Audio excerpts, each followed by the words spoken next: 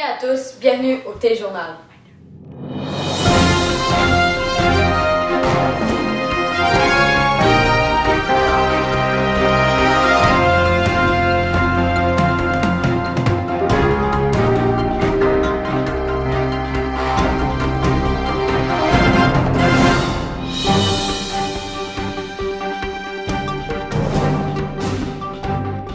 Alors aujourd'hui, une éruption volcanique qui a eu lieu au Chili.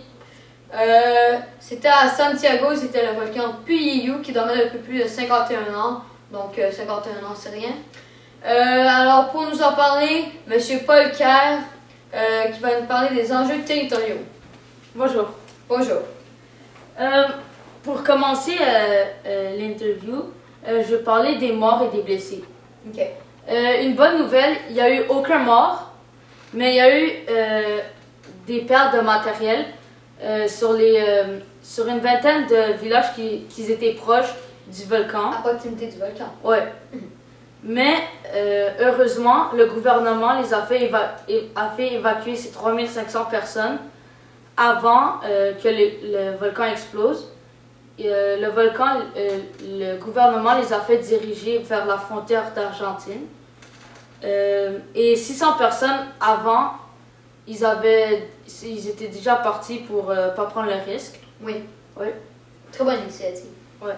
Et maintenant, je vais vous parler des problèmes de santé qu'ils avaient avant l'éruption comparé après. Ouais. Exactement. Avant l'éruption, 80% de la population était couverte par les systèmes de santé. Gouvernementaux? Ouais. Exactement. Et on avait calculé un médecin pour 2150 personnes. C'est alarmant. Ouais. Maintenant, je vais vous parler des problèmes de santé après. Après l'éruption. Ouais. Pour les personnes qui avaient déjà des problèmes respiratoires, il y en a beaucoup d'entre eux qui ont attrapé l'asthme. En plus de leur maladie. Ouais. Et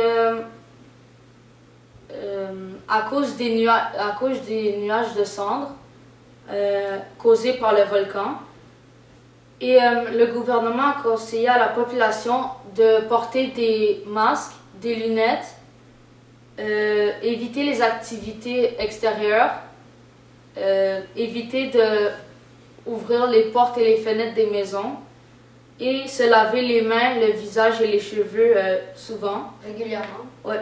Ok. Pour pas qu'il y ait le sang dans leurs cheveux ou même dans leur peau. pour pas qu'ils soient contaminés. Exactement. Et maintenant, je vais vous parler des fermetures. À cause de l'explosion, ils ont fermé l'aéroport de Chili et l'Argentine. Parce que l'Argentine aussi s'est fait un peu toucher par l'explosion. Par les cendres.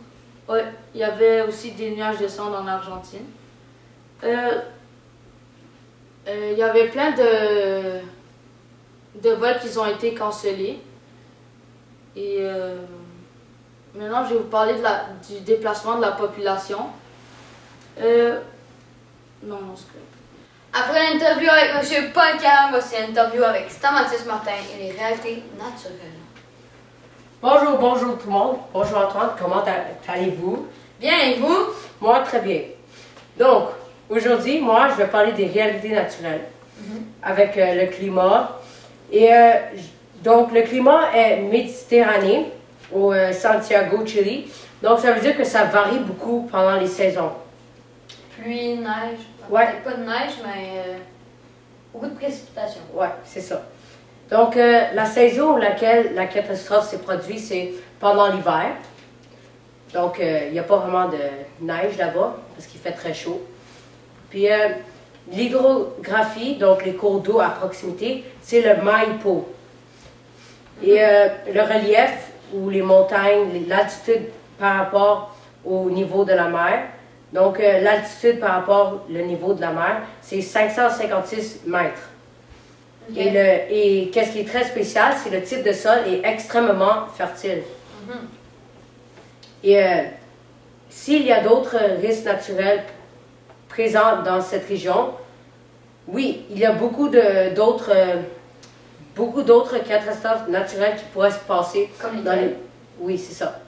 Donc, il y a les séismes, les tsunamis et les inondations dans les rues. Les inondations à cause des cours d'eau ou à cause de lacs? Les deux. Ok. Alors, nous allons terminer l'interview avec Monsieur Stamatis Martin. Maintenant, Nicolas Gingras va venir nous parler des réalités humaines. Bonjour Nicolas.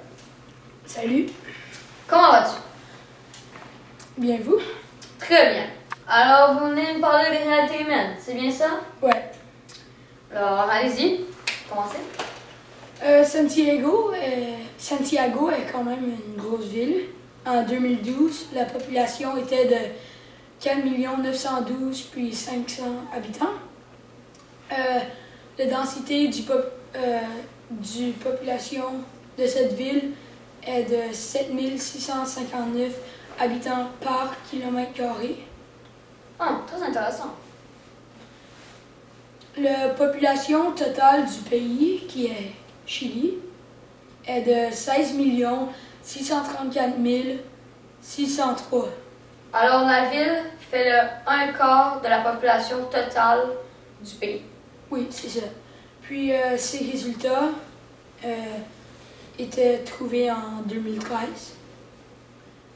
La proportion de la population qui a été touchée par le volcan Piyu est environ 3500 personnes. Donc, c'est pas exactement 3500 personnes, mais un Non. peu plus, un peu moins. Exactement. Allez-y, continuez. Le indice de développement humain, c'est-à-dire l'IDH, est de 0,81. Très intéressant. OK, les aménagements. Le système d'éducation du Chili est simple. Il y a les niveaux préscolaires, primaires, secondaires, puis supérieurs. Le système d'éducation est régi par la loi constitutionnelle d'enseignement. Donc, ceci ressemble vraiment beaucoup à notre système. Oui, Un peu moins compliqué, mais... ouais, c'est un peu moins complexe, mais c'est quand même similaire. Exactement. Le système de santé et services d'urgence. Les hôpitaux au Chili ont l'obligation de recevoir tous les clients qui ont besoin de l'attention d'urgence quand ils sont fait blesser, mal. Ok, donc peu importe la maladie, la blessure, peu importe, vous allez être reçu à l'hôpital. Oui, tous les hôpitaux ont l'obligation. Ok. Le système politique. Ben, la capitale, c'est Santiago. La présidente est du Chili, pas du Santiago, est Michelle Bachelet. La présidente est votée, c'est obligatoire. Donc c'est une démocratie. Ouais. Puis, ouais, c'est ça. Le réseau de transport. Après des catastrophes naturelles, il est très dur de se transporter par voiture ou une autre sorte d'automobile par toi-même. Mais les autobus, ça marche quand même bien. Puis les aéroports fonctionnent relativement bien, mais c'est pas normal. Ok. Donc dans le fond, la qualité du service n'est pas la même à cause des problèmes causés par le séisme ou la catastrophe. C'est ça. L'économie au Chili. L'économie est bien parce qu'en 2010, le Chili est considéré comme une des plus stables économies en Amérique latine. Faut faire la différence entre les Amériques, Amérique du Nord et Amérique latine. Ouais. Puis, c'est ça. C'est tout pour votre entrevue. Ouais. Merci, Monsieur Nicolas, et bonne soirée.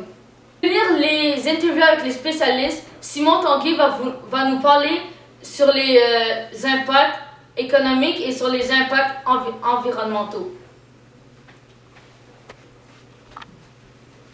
Bonjour. Bonjour. Comment allez-vous? Bien. Alors, je vais vous parler des impacts économiques et des impacts environnementaux. Oui.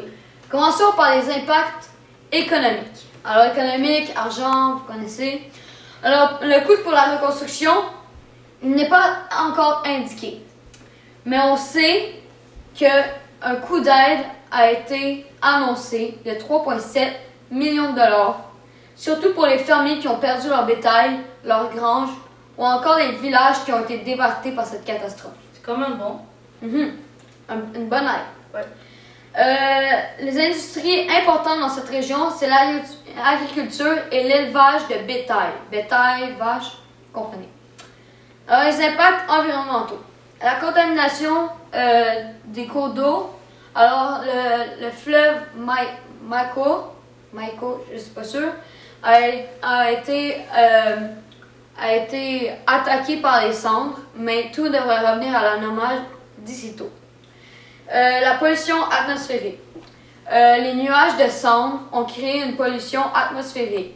Les personnes qui sont proches du volcan ou même un peu plus loin devraient porter un masque et éviter de sortir à l'extérieur. Maintenant, la destruction de la flore et de la faune. Flore, il y a beaucoup d'éleveurs qui ont perdu leur bétail, comme je l'ai dit plus tôt. Au niveau de la flore, les statistiques ne sont pas encore dévoilées.